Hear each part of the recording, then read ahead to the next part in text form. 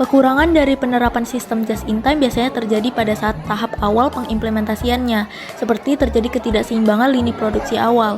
Sebelum proses produksi yang lebih terstruktur diterapkan, ketidakseimbangan ini terjadi di antara pusat kerja. Ketidakseimbangan ini bisa mengakibatkan pemborosan waktu dan energi, sehingga bisa menurunkan efisiensi produksi. Lalu, membutuhkan waktu dan pelatihan sumber daya manusia. Jadi proses pelatihan ini akan meningkatkan kemampuan tenaga kerja, di mana pada proses pelatihan tentunya akan muncul waktu dan biaya tambahan, sehingga ini bisa menjadi kelemahan penerapan sistem just in time.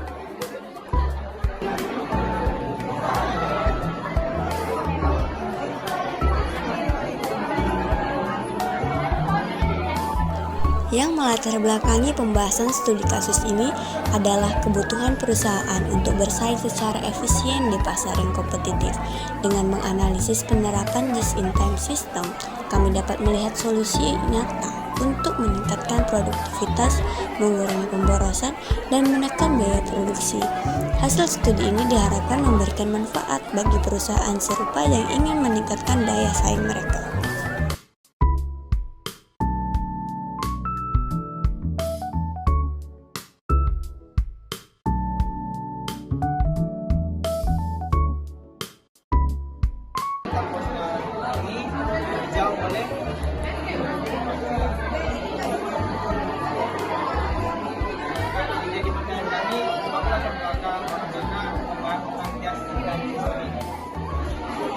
Studi kasus ini kami bahas karena efisiensi produksi menjadi faktor utama dalam mempertahankan daya saing perusahaan, terutama di industri yang menghadapi persaingan ketat.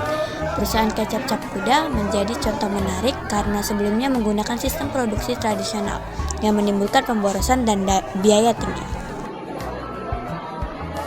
Dengan menganalisis penerapan just-in-time system, kami ingin menunjukkan bagaimana sistem ini dapat mengurangi pemborosan, menekan biaya produksi, dan meningkatkan produktivitas.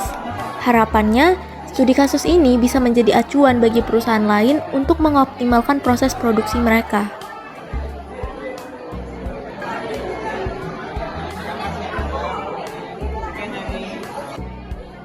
Manfaat dari penerapan sistem just-in-time ini adalah untuk mengurangi pemborosan dalam proses produksi.